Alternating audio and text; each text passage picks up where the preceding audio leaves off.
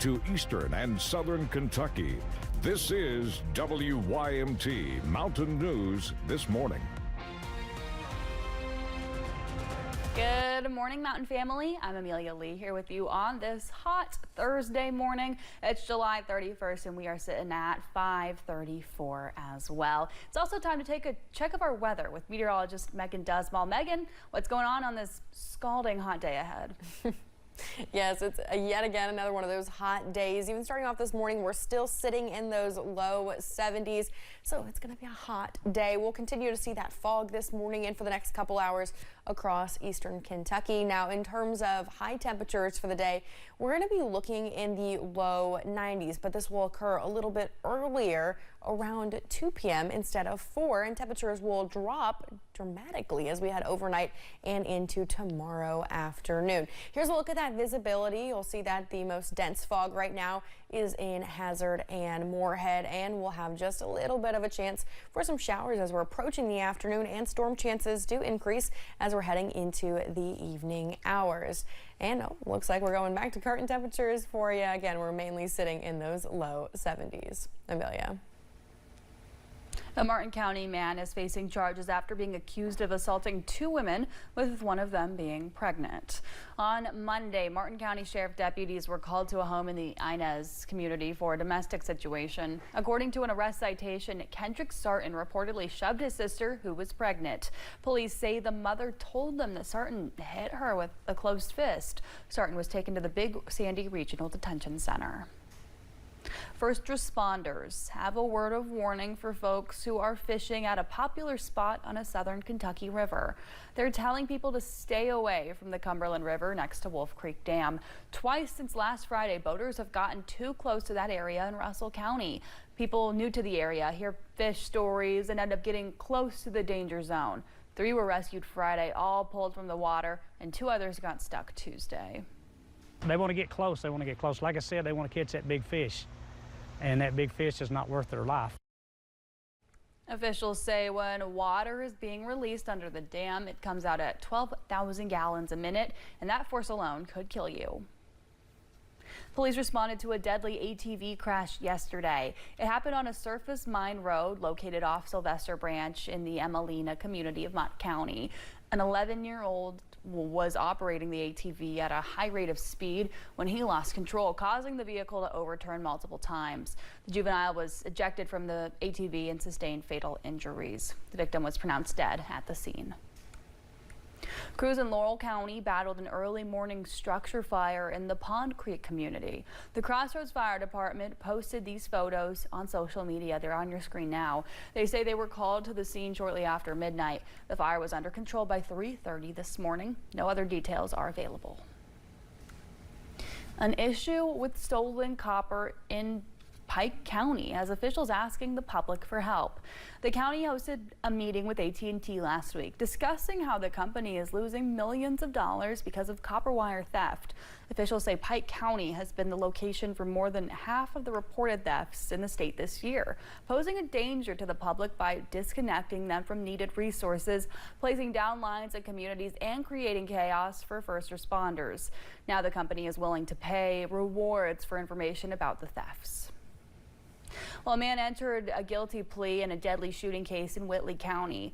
Martin Canada pleaded guilty earlier this week to first-degree manslaughter and first-degree endangerment. He was originally charged with murdering Kyle Chadwell after the situation started as an argument, which happened in 2022.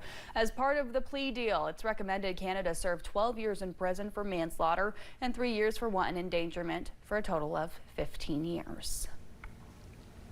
In less than 1 week, folks in London will be gathering together as a community. National Night Out is an event that allows folks to spend time with their hometown heroes. WYMT's Neely Green spoke to the London Police Department about these plans. National Night Out is an event that allows police departments throughout the country to connect with the communities they serve. It's really for engaging with the community and providing a setting that's really relaxed, really fun for people to come out and see us, speak with us. The London Police Department's Night Out is on Tuesday, August 5th from 7 p.m. to 9 p.m. at Wellness Park. Public Affairs Officer Hobie Daugherty says the police department partners with other first responders and organizations. We're going to have some of our other local responders like London City Fire Department, the Laurel County Rescue Squad, and then we're actually going to have medical helicopters flying in for the event, weather permitting. The night will include several vendors and various organizations. And one specific group has even donated items for the event. We've actually partnered with CSX this year, and they actually donated a bunch of toys for kids of all ages. Darty says the police department enjoys being in the community and engaging with those they serve. We live here, we work here, and we're part of the community too, and we want them to feel safe and be able to be feel like they can come up and talk to us. The London Police Department has more events coming up, including Homecoming and the Chicken Festival. In London, Neely Green, WYMT Mountain News. The Corbin Police Department hosted its National Night Out on July 26th. They had free toys, food, and activities. Officer Brentley Patrick says they were blown away at the turnout of around 300 to 400 people. He says they had a successful night with their community. Well, folks throughout the region are reflecting on the 1,000-year flood. The Housing Development Alliance and Perry County Emergency Management are each doing their jobs to ensure folks in the area stay safe if and when a flood comes again. Emergency Management Director Jerry Stacy says this includes getting folks to high ground housing and making sure people are prepared when severe weather comes their way. Being prepared and ready to respond is our number one goal. It's my number one goal as Emergency Management Director, and we're going to make sure that happens for our people here. Stacy says he's grateful for the work HDA is doing to ensure Kentuckians have a safe and dry place to live. Well, 2 fire departments in Johnson County are merging forces to improve response times and continue serving the community. WYMT's McKinley Calandrino has the details. On July 16th, W.R. Castle Fire and Rescue posted to Facebook that they are merging with the Thielka Volunteer Fire Department. That's going to allow us to make their station into our 4th fire station, and it will help improve insurance ratings, response times, help us improve equipment. They'll say homeowners in the Thielka and Greentown communities will also see a decrease in homeowners' insurance premiums, bringing Thielka from a Class 10 to a Class 9 fire rating. So just as soon as they are brought into our department, they should be able to start the process of becoming what's called a Class 9, which will be a 30 to 40% decrease in their homeowners insurance premiums right off the bat. While the plan is to continue calls from the Thielka location, using it as a substation, officials say now what they need most is manpower. So we really need the folks in the community there to participate and get involved as volunteer firefighters.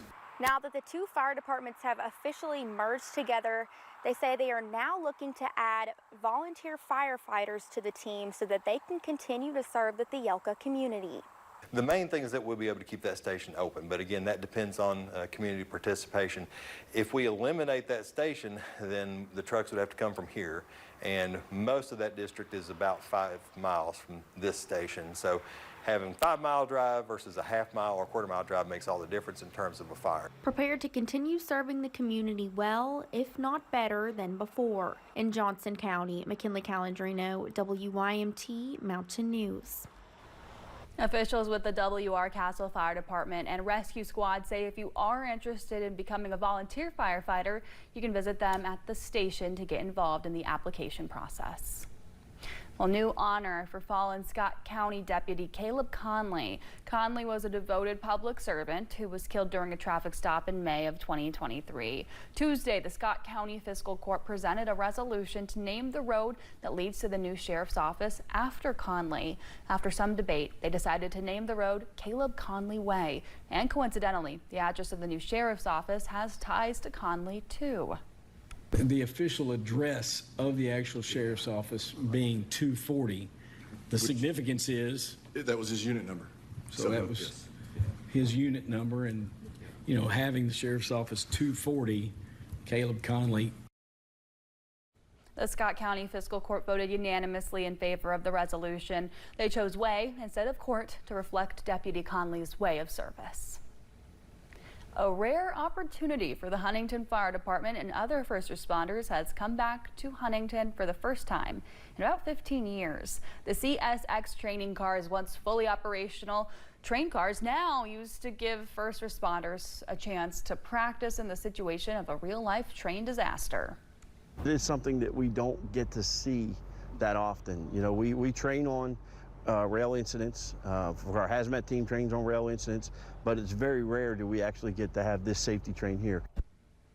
The train cars will only be around today or yesterday, but the fire department is hopeful they can get the cars back again next year for some additional trainings. Some folks in Tennessee have raised concerns about safety after a 16-year-old high school football player died during the weekend from heat stroke. Joshua Henderson's mother says he's been in the hospital fighting for his life after passing out on the football field at a high school around 30 miles from Memphis earlier this month. Schools have been forced to change practice routines in order to be in compliance with state regulations. Our team is mature enough now that we can still get good work in the gym, and that's where we've been the last 2 days. You know, it's unfortunate that you start fall camp and you have to be inside, but our biggest job is to keep these young men safe, right? And so we're trying to make them the best men they can be. Any parents with concerns about the heat regulations can contact their children's school or the Tennessee Secondary School Athletic Association.